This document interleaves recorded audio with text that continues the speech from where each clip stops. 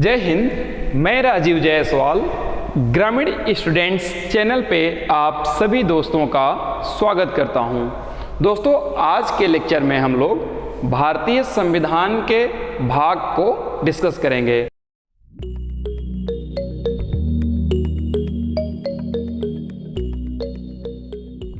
जैसा कि आप सभी जानते हैं कि भारत के संविधान में 3 वर्ड बार बार प्रयोग में आते हैं।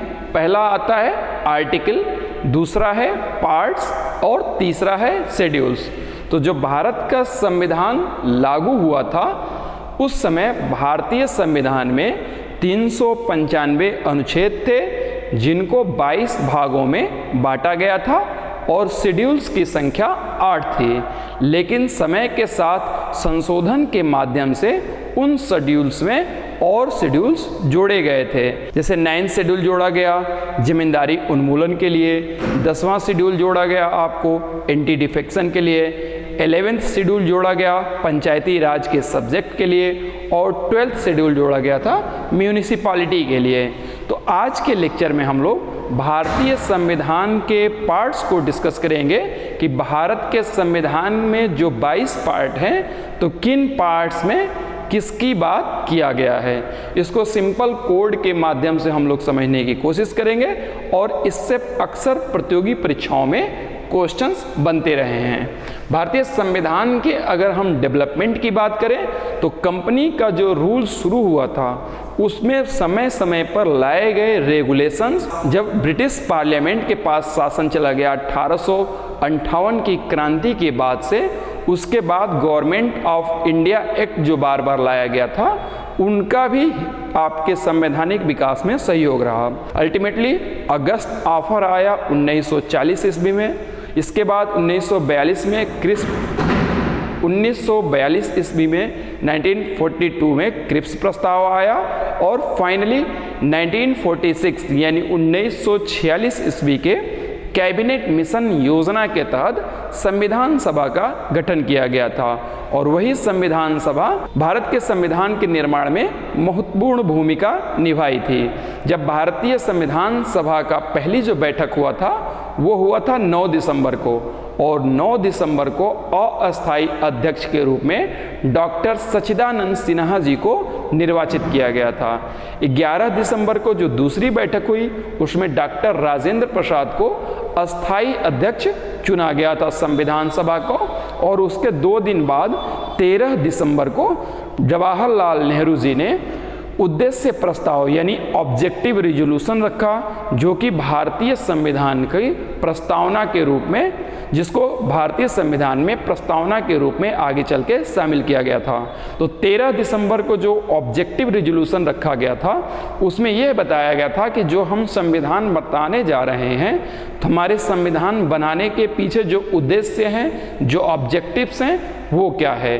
तो आइए हम आ जाते हैं संविधान के भाग पे और उसके 22 पार्ट्स को हम देखते हैं कि किस पार्ट्स में किस सब्जेक्ट के बारे में बात किया गया है। तो हमने अध्ययन की सुविधा के लिए, सिंप्लीफिकेशन करने के लिए भारतीय संविधान के पार्ट को 3 खंडों में विभाजित किया है। ठीक है, सेक्शन ए, इसमें जो है हमने बेसिक बातों को लिया है, जैसे कि फंडामेंटल राइट्स क्या है, फंडामेंटल ड्यूटीज़ क्या है, इस तरह की जो बेसिक बातें हैं उसको हमने सेक्शन ए में रखा है। सेक्शन बी में हमने मेनली एडमिनिस्ट्रेशन से जुड़े हुए जो प्रावधान है, एडमिनिस्ट्रेटिव जो पार्ट्स हैं उसको रखा है और सेक्शन सी में हमने अदर प्रावधानों को शामिल किया है। तो इसको हम याद करने के लिए 3 सेगमेंट में डिवाइड किए हैं। पहला है फर्स्ट, सेकेंड, थर्ड, फोर्थ और 4th ए, यानी 4 और 4A। पहले सेगमेंट में हम इसका अध्ययन करेंगे। दूसरे सेगमेंट में हम लोग पार्ट 5, 6, 7, 8, 9, 9A, 9B और 10th यानी इन सारे पार्ट्स का अध्ययन करेंगे और सेक्शन सी में जो रिमेनिंग पार्ट्स हैं उनका अध्ययन करेंगे। आ जाते हैं सेक्शन 1 पे। सेक्शन 1 के जो 4A तक के पार्ट है वो बहुत सिंपल है याद करना। सबसे पहले आप अगर कभी भी बात करेंगे, किसी भी जगह के लिए नियम कानून बनाएंगे, संविधान क्या है? संविधान जो है हमारा फंडामेंटल रूल से फंडामेंटल लॉ है कि हम अपने देश को गवर्न कैसे करेंगे। तो जब भी हम किसी देश के एडमिनिस्ट्रेशन की, गवर्नेंस की, वहाँ के लोगों के लिए बेसिक रूल्स की बात करेंगे तो सबसे पहले हम उसके क्षेत्र के बारे में बात करेंगे, उस जगह के बारे में बात करेंगे जिसके लिए हम नियम बनाने जा रहे हैं, रूल्स बनाने जा रहे हैं। तो संविधान का पार्ट 1 जो है संघ और उसके राज्य क्षेत्र या यूनियन एंड इट्स टेरिटरीज की बात करता है कि हम किसके लिए नियम बना जा रहे हैं, वो सबसे पहले हम चर्चा करते हैं। यानी पार्ट 1 हो जाएगा संघ और उसका राज्य क्षेत्र। संघ और राज्य क्षेत्र के बाद हम जब बात करेंगे तो सिटीजनशिप की बात करेंगे। क्यों करेंगे? क्योंकि कोई भी जो देश है वो वहाँ के रहने वाले लोगों से ही राज्य बनता है, देश बनता है। अन्य जो फैक्टर्स हैं वो बहुत इम्पॉर्टेंट नहीं होती है, क्योंकि जो सिटीजन्स हैं वही उसे गवर्न करेंगे, उन्हीं के लिए नियम कानून बनाए जाते हैं। तो संविधान का जो पार्ट 2 है वो बात करता है सिटीजनशिप की, नागरिकता की, कि कोई भी व्यक्ति नागरिक कैसे बनेगा, जो नागरिक है उनके आने वाली जो पीढ़ियाँ होंगी उनको नागरिकता कैसे मिलेगी, अगर कोई व्यक्ति राष्ट्र के खिलाफ काम करता है तो उसकी नागरिकता कैसे छीनी जाएगी, नागरिकता में कौन संशोधन कर सकता है, ये सारे प्रावधान पार्ट 2 में किए गए हैं सिटीजनशिप के चैप्टर में। पार्ट 3, अब देखिए, अब सिटीजन से नागरिक हैं तो नागरिकों के अल्टीमेट विकास के लिए, ऑप्टिमम डेवलपमेंट के लिए कुछ बेसिक फंडामेंटल राइट्स होने चाहिए जिससे वो अपना विकास कर सकें। तो पार्ट 3 जो बात करता है वो करता है फंडामेंटल राइट्स की, और फंडामेंटल राइट्स संविधान की मूल बात है, सबसे महत्वपूर्ण बात है, क्योंकि संविधान के केंद्र में सिटीजन्स हैं, नागरिक हैं। भारतीय संविधान का प्रस्तावना शुरू ही होता है we the people of India. तो जो वी है, जो पीपल ऑफ इंडिया है, उनको हम क्या क्या अधिकार देंगे, इसका बात पार्ट 3 में किया गया है, फंडामेंटल राइट्स में किया गया है, और हिंदी में इसको कहते हैं मौलिक अधिकार। इसी मौलिक अधिकार के तहत आर्टिकल 32 में संवैधानिक उपचारों का अधिकार दिया गया है, ठीक है, कॉन्स्टिट्यूशनल रिमेडीज की। तो आर्टिकल 32 के तहत आप डायरेक्टली सुप्रीम कोर्ट में अपील कर सकते हैं, एंड आर्टिकल 226 यानी 226 के तहत आप डायरेक्टली हाई कोर्ट में जा सकते हैं, और सुप्रीम कोर्ट और हाई कोर्ट रिट जारी करेंगी कि जो किसी व्यक्ति का जो अधिकार का उल्लंघन हुआ है उसको वो प्रोटेक्ट करेगी।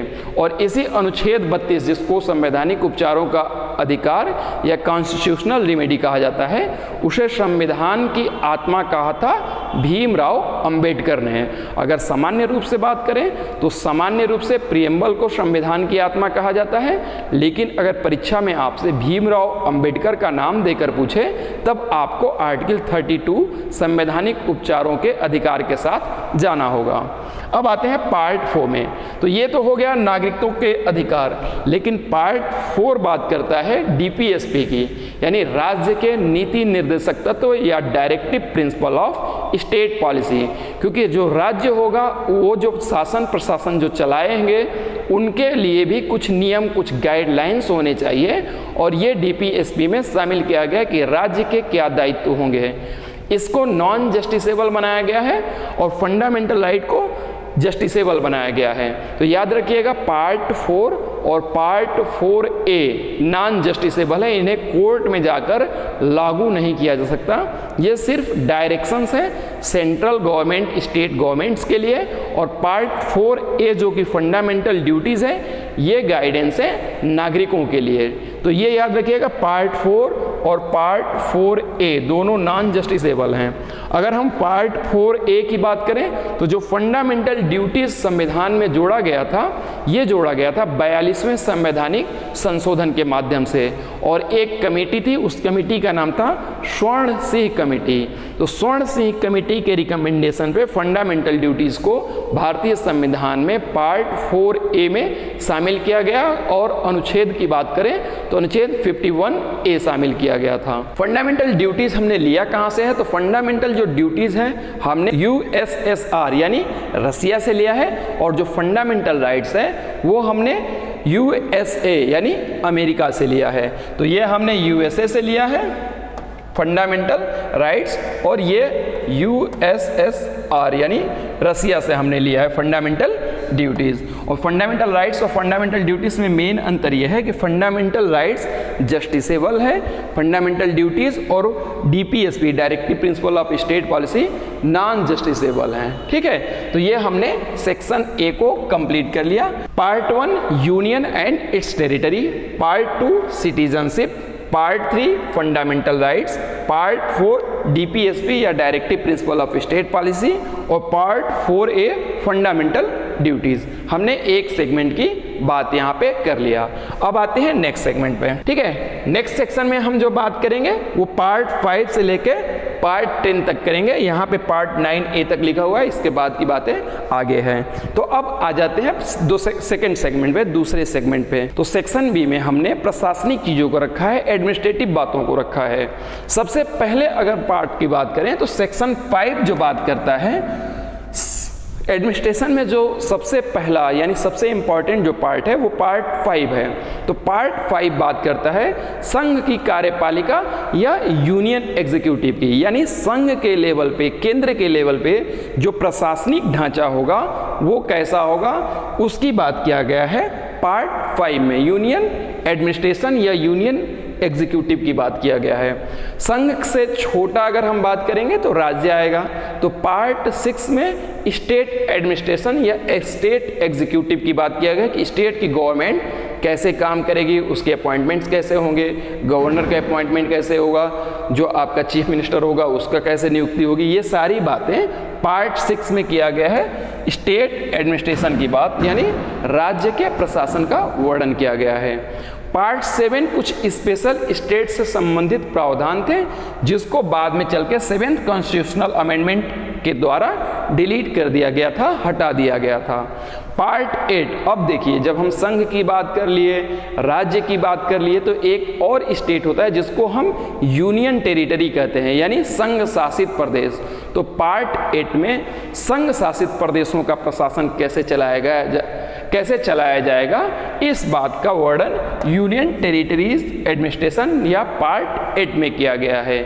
इस समय अगर भारत में बात करें तो 28 राज्य हैं और 8 केंद्र शासित प्रदेश हैं। जो अंतिम राज्य बनाया गया था वो तेलंगाना बनाया गया था और उसकी राजधानी हैदराबाद है। आंध्र प्रदेश की राजधानी अमरावती इस समय घोषित किया गया है। 2 जून 2014 को सबसे जो नया राज्य बना था वो तेलंगाना, 2 जून 2014 को उसका फॉर्मेशन हुआ था। अब आते हैं पार्ट 9 पे। तो ये जो पार्ट 9 है ये संविधान में 73वें संवैधानिक संशोधन के माध्यम से जोड़ा गया था। 73वें संवैधानिक संशोधन से पार्ट 9 को जोड़कर पंचायत को जो है एक कॉन्स्टिट्यूशनल अथॉरिटी बनाया गया, कॉन्स्टिट्यूशनल इंस्टीट्यूशन बनाया गया। तो पार्ट 9 में पंचायत की व्यवस्था किया गया, जो ग्रामीण लेवल पे एडमिनिस्ट्रेशन है उसकी व्यवस्था किया गया जिसमें प्रधान होते हैं। तो ये जो पार्ट 9 है ये पंचायती राज इंस्टीट्यूशन से जुड़ा है। और 73वें संवैधानिक संशोधन ने एक शेड्यूल भी जोड़ा था जिसको शेड्यूल 11 कहते हैं, जिसमें टोटल 29 सब्जेक्ट हैं जिस पर पंचायतें नियम बना सकती हैं। ठीक है, जो पार्ट 9A है ये म्यूनिसिपैलिटी या नगर पंचायत से जुड़ा है। जो नगर निगम होते हैं, जो नगर का पंचायत है, जो नगर में लोकल सेल्फ गवर्नमेंट होती है, उसकी व्यवस्था पार्ट 9A में या पार्ट 9A में किया गया है। और म्यूनिसिपैलिटी से संबंधित भी एक शेड्यूल जोड़ा गया था 74वें संवैधानिक संशोधन से। तो 74वें संवैधानिक संशोधन से जो नया शेड्यूल जोड़ा गया था उसको शेड्यूल 12 कहते हैं और उसमें टोटल 18 विषय हैं जिस पर नगर पालिका म्यूनिसिपैलिटी नियम बना सकती है।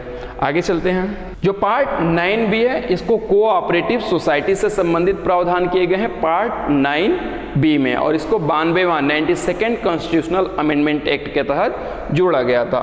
जो पार्ट 10 है वो administration of scheduled and tribal area की बात करता है। भारत में कुछ राज्य ऐसे हैं जहाँ पे शेड्यूल्स शेड्यूल ट्राइब या जनजातीय क्षेत्र घोषित किए जाते हैं, उन जनजातीय क्षेत्रों का प्रशासन कैसे चलाया जाएगा उस संबंध में व्यवस्था हमारे संविधान के पार्ट 10 या पार्ट 10 में किया गया है कि शेड्यूल्ड एरिया और ट्राइबल एरिया का प्रशासन हम कैसे चलाएंगे। तो जो सेकंड सेगमेंट है उसको एक बार रिवाइज कर लेते हैं। हमने पार्ट 5 में संघ की कार्यपालिका या सेंट्रल एडमिनिस्ट्रेशन को देखा। पार्ट 6 में जो स्टेट एडमिनिस्ट्रेशन है यानी राज्य की कार्यपालिका है उसके बारे में बात किया गया है। पार्ट 7 को 7वें संवैधानिक संशोधन के माध्यम से डिलीट कर दिया गया है। पार्ट 8 में यूनियन टेरिटरी या केंद्र शासित प्रदेशों के प्रशासन से संबंधित प्रावधान किए गए हैं। पार्ट 9 में पंचायत की व्यवस्था है और पार्ट 9A में नगर पालिका की व्यवस्था है। पार्ट 9B जो है उसमें बात किया गया है कोऑपरेटिव सोसाइटी या सहकारी समितियों की चर्चा है। पार्ट 10 में शेड्यूल्ड एंड ट्राइबल एरियाज के एडमिनिस्ट्रेशन से संबंधित प्रावधान किए गए हैं। तो ये हमारा सेक्शन बी कंप्लीट हो गया। अब तक हम लोगों ने 2 सेगमेंट कंप्लीट कर लिया है। अब जो अदर पार्ट्स हैं उसके बारे में बात करते हैं। तो अब बात करते हैं सेक्शन सी के। सेक्शन सी में हमने अदर प्रोविजंस रखा है जिसमें इलेक्शन कमीशंस हो गया, लैंग्वेज हो गया, अमेंडमेंट हो गया। तो इन सबों की अब हम सेक्शन सी की शुरुआत हम पार्ट 11 से करते हैं। संविधान का जो पार्ट 11 है ये रिलेशनशिप की बात करता है कि सेंटर और स्टेट के बीच में कैसा रिलेशंस होगा, इसके बारे में चर्चा पार्ट 11 में किया गया है। इसको आप 1 और 1 के संबंध के रूप में याद रख सकते हैं कि एक दूसरे के संबंध कैसे होंगे, इसकी चर्चा पार्ट 11 में की गई है। पार्ट 12 की अगर हम बात करें तो पार्ट 12 में फाइनेंस की चर्चा की गई है। Finance, property, contract and suits, यानी जो मनी से संबंधित जो चीज़ें हैं उसको पार्ट 12 में रखा गया है और जो हमारा बजट है या जो अन्य जो चीज़ें हैं वो इसी पार्ट के अंतर्गत आता है।